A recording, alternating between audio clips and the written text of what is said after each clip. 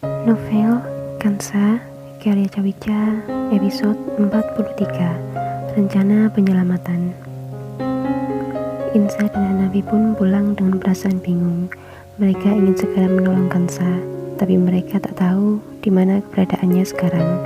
Mereka ingin meminta tolong pada polisi, tapi dirasa itu cukup berbahaya, karena polisi pasti akan langsung menuju sumber masalahnya, yaitu Tian. Dan jika Tian tahu keluarga dari Kansa yang sedang berurusan dengannya, sudah bisa dipastikan Kansa akan berada dalam bahaya. Insa dan Hanafi pulang dan menceritakan semuanya pada Hafsa dan Zoya, berharap mereka dapat memberikan sebuah solusi untuk segera menyelamatkan Kansa. Zoya pun memberikan pendapat, bagaimana jika kita mengirimkan seorang untuk berpura-pura menyewa Kak Kansa, Bu? Kita beri dia alat pelacak, agar kita bisa mengetahui letak di mana villa itu berada. Idemu cukup bagus sayang, tapi siapa yang akan mau dikirim dalam tindakan yang cukup beresiko ini? Jawab Hafsah, yang cukup antusias dengan ide istrinya. Zidan, pasti dia mau untuk membantu. Jawab Zoya dengan yakin. Apa kau yakin sayang, jika Zidan mau membantu, mengingat semua yang sudah terjadi padanya karena Kansa? Jawab Insa cukup meragukan perkataan Zoya. Zoya sedikit berpikir, memang benar yang dikatakan Insa. Zoya juga ingat betul bagaimana dulu reaksi Zidan melampiaskan sakit hatinya karena Kansa. Entahlah Bu, aku akan mencoba bicara dengannya. Siang itu juga, Zoya diantarkan oleh Hafsah untuk bertemu dengan Zidan, meminta bantuan darinya untuk menyelamatkan Kansa. Mereka menemui Zidan di rumah barunya, yang sudah dia tinggali hanya bersama para pelayannya saja. Dan benar saja dugaan Insa, bahwa Zidan tak mau ikut campur lagi dengan hidup Kansa. Meski Zidan kasihan dengan nasib Kansa sekarang, dia tak ingin bertemu lagi dengannya. Zidan pun menyuruh Zoya untuk mencari orang lain untuk melakukan idenya itu. Tidak Kak, lagi pula pasti siapa tadi namanya? Tian ya? Dia pasti juga sudah mengetahui dan mengenalku. Kami pernah berada di satu pesta kan? Dia malah akan curiga padaku nanti. Ya, kau benar Zidan. Lebih baik kita cari orang lain saja sayang. Jawab Hafsah yang mulai memikirkan ide baru. Bagaimana jika adik-adik Hafsah saja yang melakukannya? Mereka kan jarang terlihat di sini. Tian pasti juga tak akan mengenali mereka. Jawab Zidan lagi memberikan ide baru. Mungkin itu ide yang bagus. Tapi siapa yang akan ke sana? Adam atau Zaki? Kata Zoya menimpali. Aku rasa Zaki yang cukup mahir dalam bersandiwara. Dia juga cukup berani meski usianya lebih muda dariku dan Adam.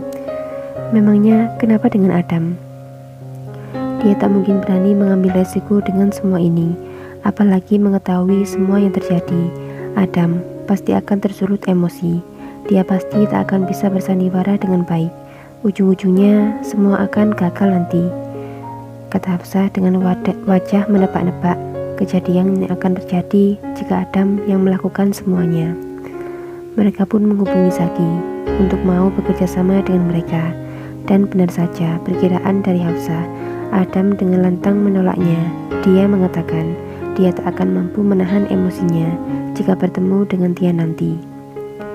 Akhirnya Zakilah yang akan melakukan tugas itu, atas persetujuan juga dari Insa dan Hanafi. Zaki pun membuka situs online yang telah diberikan oleh Will sebelumnya.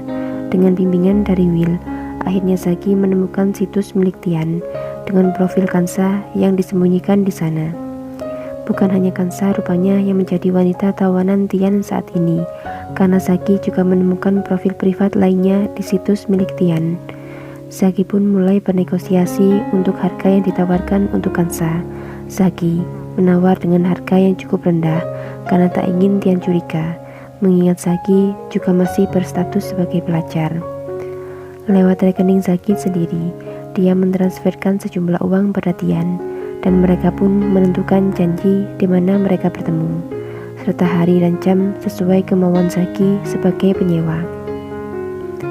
Tian sendiri tak menaruh curiga sama sekali pada Zaki, karena selain Tian tak mengenalnya dan tak pernah bertemu dengannya, Zaki akan berangkat langsung dari negara B.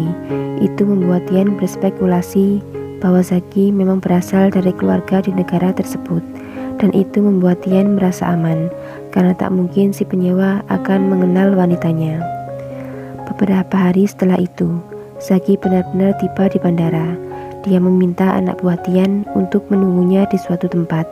Zaki sendiri di bandara sedang bertemu dengan Hafsah yang akan memasang alat pelacak padanya. Hanafi dan Insa sendiri sudah memutuskan mereka tak akan menyelesaikan ini sendiri. Mereka meminta tolong kepada pihak polisi untuk membantu mereka. Beberapa polisi akan bertugas mengikuti mobil anak buah Tian nanti dengan melakukan berbagai penyamaran seperti pengendara pada umumnya. Sementara yang lain tengah bersiap menggerebek Ristu 99 nanti saat Kansa sudah berhasil diselamatkan untuk menangkap Tian serta membongkar semua kedok kejahatannya selama ini.